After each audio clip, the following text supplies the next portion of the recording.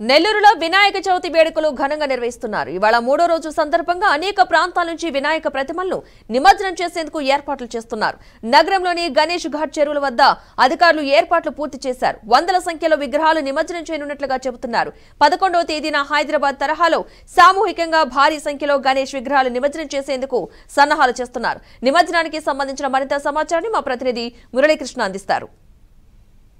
నెల్లూరు జిల్లా వ్యాప్తంగా వినాయక చవితి వేడుకలు అంగరంగ వైభవంగా కొనసాగుతున్నాయి. మూడవ రోజు ఇవాళ అనేక ప్రాంతాల నుంచి కూడా నిమజ్జనాలు చేసేందుకు భక్తులు భారీ సంఖ్యలో తరలి రాబోతున్నారు. అందుకు సంబంధించి నెల్లూరులోని ఇరుకల్ల పరమేశ్వరి అమ్మవారి ఆలయం సమీపంలో ఉన్నటువంటి గణేష్ ఘాట్ వద్ద విస్తృత ఏర్పాట్లు కూడా అధికార యంత్రాంగం పూర్తి చేసింది. ఇవాళ నెల్లూరు నగర వ్యాప్తంగా దాదాపు 1500కు పైగా కూడా విగ్రహాలను ఏర్పాటు చేసినట్లుగా సమాచారం వస్తుంది. ఈ నేపథ్యంలో దాదాపు 3వ రోజు, 5వ రోజు, 11వ రోజు, 9వ రోజు ఇలా విగ్రహాలను నిమజ్జనం చేసేందుకు ఆయా మండపాల నిర్వాహకులు కూడా ప్రత్యేక ఏర్పాట్లు చేస్తున్నారు. ఇవాళ దాదాపు 200 నుంచి 500 విగ్రహాల వరకు కూడా వచ్చి నిమజ్జనం చేసేందుకు ఏర్పాట్లు చేస్తున్నట్లుగా స్పష్టమవుతుంది. ఒకసారి మనం విజువల్స్లో కనుక చూస్తే భారీ ఎత్తున కూడా ఇక్కడ వినాయక ప్రతిమల్ని నిమజ్జనం చేసేందుకు కూడా జనాలు వచ్చి ఇక్కడ నిమజ్జనం కూడా చేస్తున్నటువంటి పరిస్థితులు కూడా ఉన్నాయి. ఇక ఏదైతే గణేష్ ఘాట్ వద్ద ఇటు స్వర్ణాల చెరువులో ఇందుకు సంబంధించినటువంటి ఏర్పాట్లను అధికార యంత్రాంగం కూడా పూర్తి చేసిందని చెప్పుకోవాలి. అదేవిధంగా నెల్లూరు నగరంతో పాటు ఇటు చుట్టుపక్కల ఉండేటటువంటి అనేక ప్రాంతాల నుంచి కూడా భక్తులు భారీ సంఖ్యలో తరలి వచ్చి ఇక్కడ ఇటు నిమజ్జనాలను కూడా చేసుకునేటటువంటి పరిస్థితి. ఇళ్లల్లో పూజలు చేసుకున్నటువంటి మట్టి గణపతులను కూడా ఇక్కడికి తీసుకొచ్చి ఇక్కడే నిమజ్జన కార్యక్రమాన్ని కూడా భక్తి శ్రద్ధలతో నిర్వహించేటటువంటి పరిస్థితి కూడా ఉంటుంది.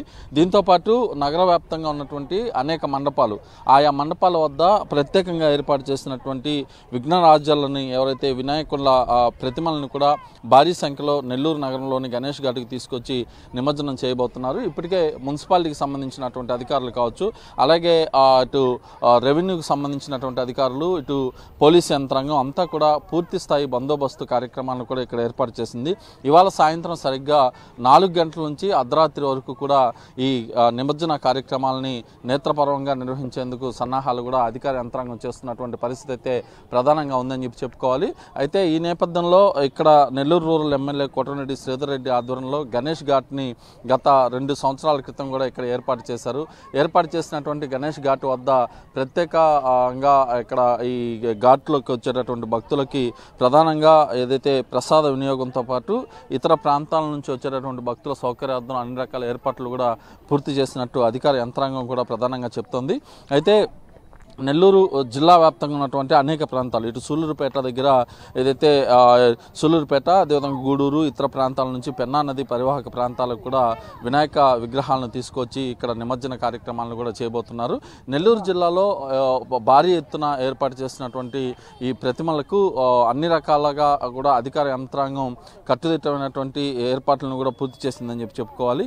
ఇవాళ ఒక్కరోజే దాదాపు 200 నుంచి 500 విగ్రహాలను కూడా ఇక్కడ ఏదైతే నిమజ్జనం చేయబోతున్నారు. మరోవైపు 11వ తేదీ అంటే 5వ రోజు సామూహికంగా నెల్లూరు నగర వ్యాప్తంగా అందరూ ఇక్కడికి తరలి వచ్చి వినాయక విగ్రహాలను నిమజ్జనం చేసేలా సన్నాహాలు కూడా చేస్తున్నారు. హైదరాబాద్ ట్యాంక్ బండ్ దగ్గర ఎలా అయితే నిమజ్జనోత్సవాలు అంగరంగ వైభవంగా జరుగుతాయో అదే తరహాలో నెల్లూరు నగరంలో కూడా ఇలాంటి కార్యక్రమాన్ని పూర్తి చేసే విధంగా కూడా ఏర్పాట్లు చేస్తున్నట్లుగా అధికార యంత్రాంగం చెప్తోంది.